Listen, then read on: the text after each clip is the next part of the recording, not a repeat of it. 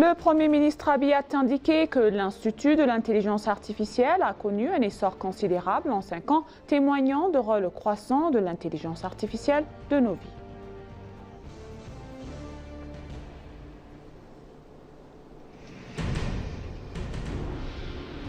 L'Éthiopie s'est classée première à la Semaine mondiale de l'entrepreneuriat selon le classement publié par le Réseau mondial de l'entrepreneuriat.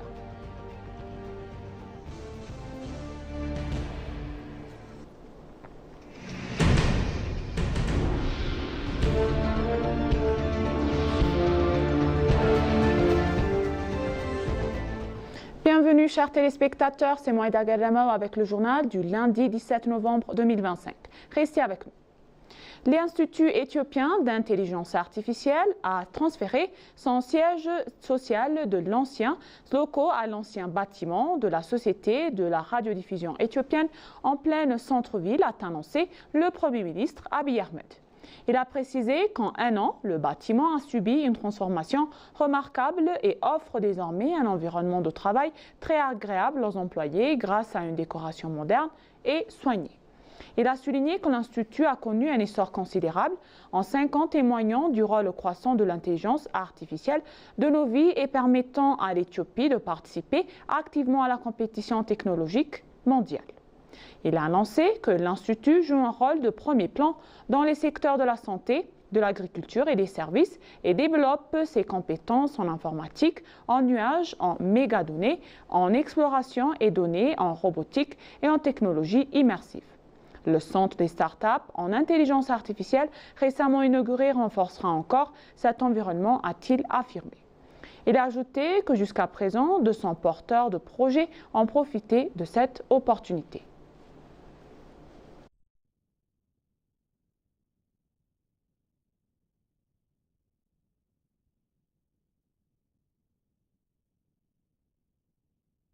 Dans une autre histoire, le vice-premier ministre Temesgen Terune a salué l'attention portée aux services modernes et aux initiatives citoyennes à Kombolcha. Le vice-premier ministre Temesgen Terune a inspecté hier les services numériques à la rénovation des espaces de travail et les initiatives citoyennes de l'administration et la ville métropolitaine de Kombolcha. Dans une publication sur les réseaux sociaux, le vice-premier ministre a déclaré que le bâtiment de l'administration de la ville métropolitaine de Kombolcha avait été rénové conformément au principe d'une ville intelligente. Il a précisé que le bâtiment était agencé de manière à faciliter la main en œuvre d'opérations numériques et à créer les conditions propices à la modernisation des services.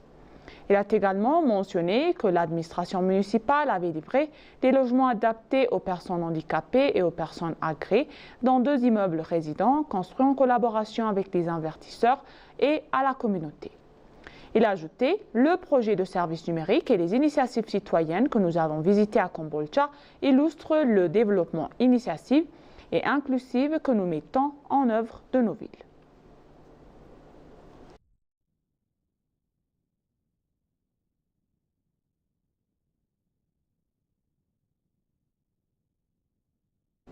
L'Institut éthiopien de développement des entrepreneuriats a annoncé que l'Éthiopie s'est classée première à la Semaine mondiale de l'entrepreneuriat selon le classement publié par le Réseau mondial de l'entrepreneuriat.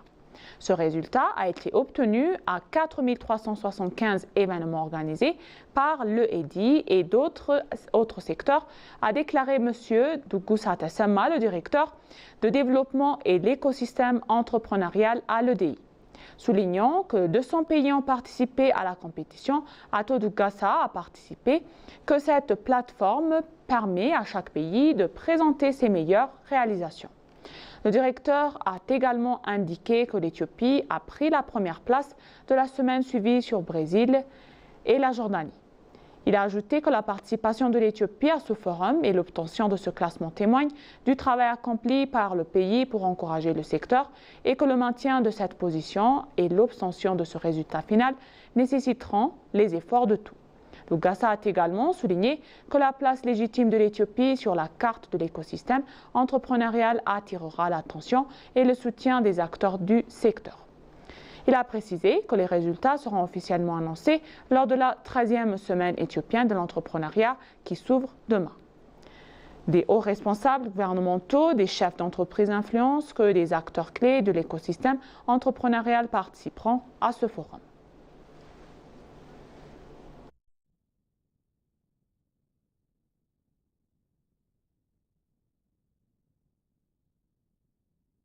Le forum urbain aide les villes à renforcer leurs capacités internes et à devenir plus compétitives, a déclaré la ministre du Développement urbain et des Infrastructures, Mme Jaltousani.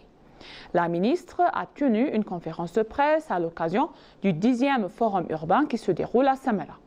Dans son allocution, elle a indiqué que le forum urbain a permis aux villes de renforcer leurs capacités internes et de devenir plus compétitives face aux autres villes jumelées dans divers secteurs.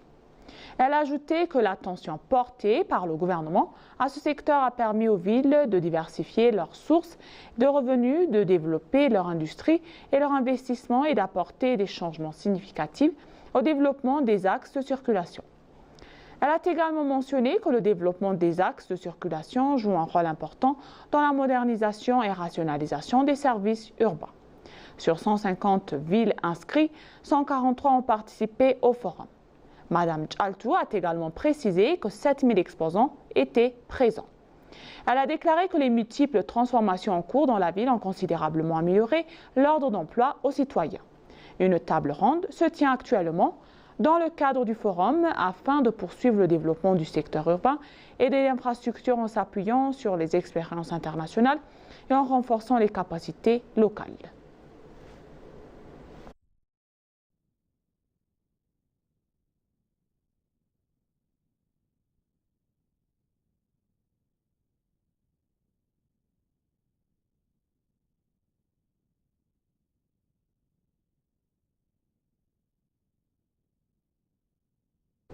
L'ambassadeur d'Australie en Éthiopie, M. Peter Hunter, a réaffirmé l'engagement de son pays à accompagner les efforts de l'Éthiopie en matière de paix, de sécurité et de développement dans la Corne de l'Afrique.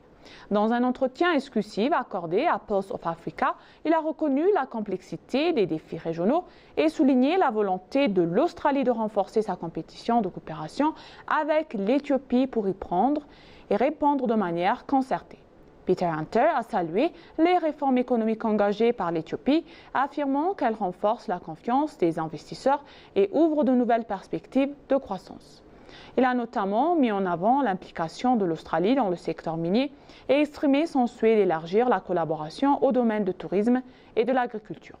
L'ambassadeur a également décrit la transformation récente d'Addis Abeba portée par de vastes projets d'infrastructure comme un signe tangible du dynamisme économique du pays. Il a salué la diaspora éthiopienne en Australie pour sa contribution positive à l'économie et à la société australienne. Peter Hunter a également réitéré l'appui ferme de l'Australie à la réforme du système multilatéral, estimant que la voix de l'Afrique doit être mieux représentée dans les instances internationales. Selon lui, un système international renforcé est indispensable pour garantir une stabilité durable et un développement inclusif.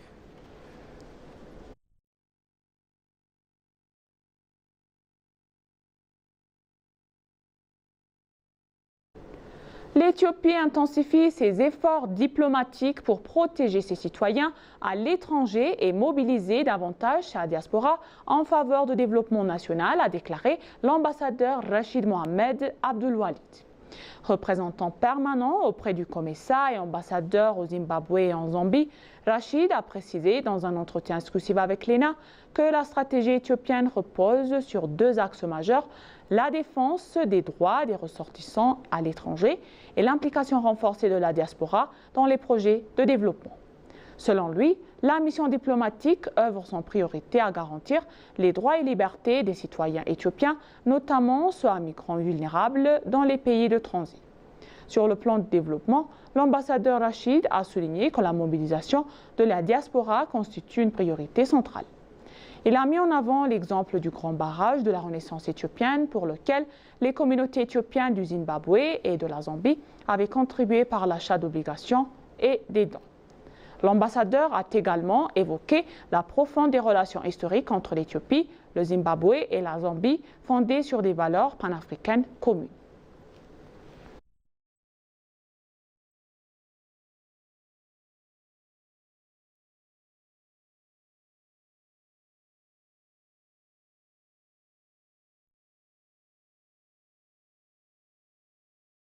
La journée africaine de la sécurité routière est célébrée hier, le 7 novembre, calendrier éthiopien 2018 à Addis Abeba en commémoration de la bataille d'Adwa. Le ministère de la Transport et de la Logistique, Alain Mousseme, a déclaré que les efforts de tous sont nécessaires pour garantir la sécurité routière et réduire les dommages causés par les accidents de la route. Il a souligné que les accidents de la route surviennent chaque année en Afrique, sont préoccupants et que l'Éthiopie prend des mesures pour garantir la sécurité routière. Il a également mentionné que le développement des corridors en cours dans plusieurs villes d'Éthiopie, en plus de transformer le paysage urbain, contribue également à améliorer la sécurité routière. Le commissaire de l'Union africaine aux infrastructures et à l'énergie, Laretso Mothibe, a déclaré qu'une attention particulière est portée à la sécurité routière en Afrique. Il a ajouté que les initiatives prises par l'Éthiopie en matière de sécurité routière sont encourageantes et peuvent servir d'exemple à d'autres pays. Le directeur général du service de fonds et de sécurité routière et d'assurance, Jamala Basso, a déclaré que les accidents de la route causent d'importants dommages aux ressources humaines et à l'économie du pays. Il a déclaré que tous les efforts étaient nécessaires pour résoudre le problème et qu'il était indispensable de renforcer le travail entrepris pour faire appliquer la loi.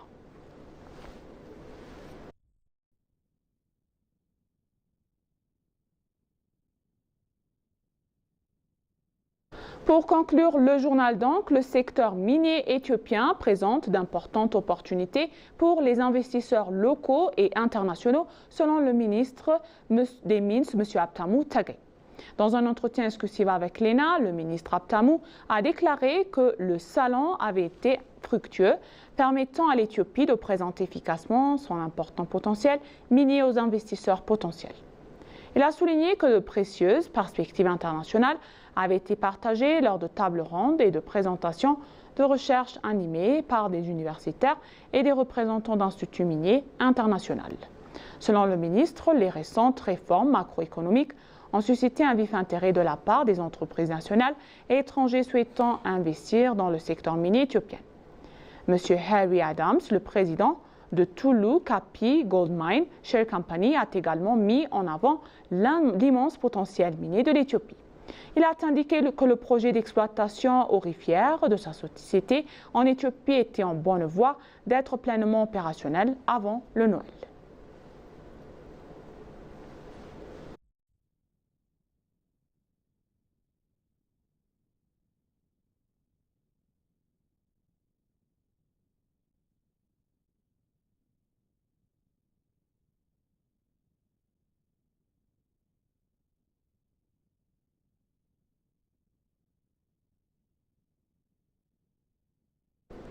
Et maintenant, chers téléspectateurs, je vous rappelle les titres principaux.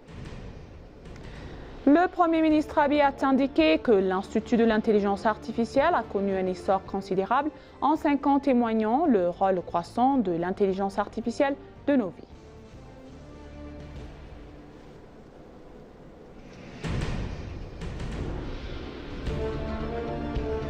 L'Éthiopie s'est classée première à la Semaine mondiale de l'entrepreneuriat selon le classement publié par le Réseau mondial de l'entrepreneuriat. Merci chers téléspectateurs, ainsi s'achève le journal d'aujourd'hui. C'était moi Ida Gadamo avec le journal et je vous souhaite une bonne journée.